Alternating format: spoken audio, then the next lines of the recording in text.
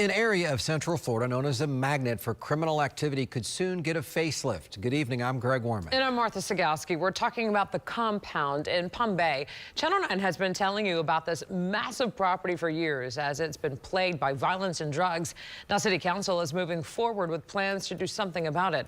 Our Chantel Navarro is joining us live here in the studio with the changes that were discussed. Chantel.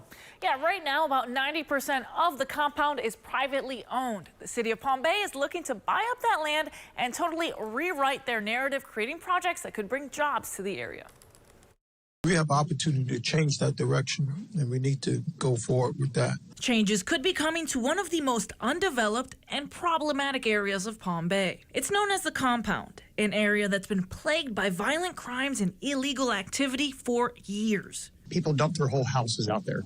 People dump bodies out there. People leave animals abandoned out there. Recommendations on what to do with the property were presented to City Council Thursday. They include land acquisition along J.A. Bombardier Boulevard, invest in infrastructure, and leveraging city-owned land to recruit a development firm to create and operate an industrial park. You build it, they will come. I truly believe that. The move would put money into the nearly 3,000 acres in the southwestern part of Palm Bay, where people have been occupying it with ATVs, dirt bikes, and other illegal activities. Back in 2022, 14-year-old Jeremiah Brown and 16-year-old Trayvon Anthony were found murdered in a ditch in this open field. In the days following the discovery of the boys' bodies, police learned the suspect, 18-year-old Jamarcus Simpson, was already in jail on other charges. Jamarcus Simpson is a cold-blooded killer who left our two victims to die alone in the middle of nowhere so their families or anyone else would never be able to find them. Then in March 2023, law enforcement found the remains of 44-year-old Nancy Howery there.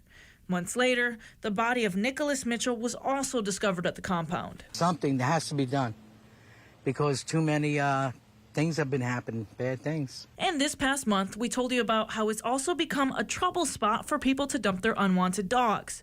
A volunteer group now makes it their mission to rescue abandoned dogs found there. We know there's alligators, snakes, coyotes, other kinds of things where a regular family pet would not be able to survive or defend themselves. While a lot of work still needs to be done, council members agree. I think we're moving towards ultimately a goal, and this is a step in that direction. And again, the city says it needs to figure out all the legal ramifications of some of these measures, so the exact timeline of when we'll see some change here is still up in the air. Live in studio, Chantel Navarro, WFTV Tonight.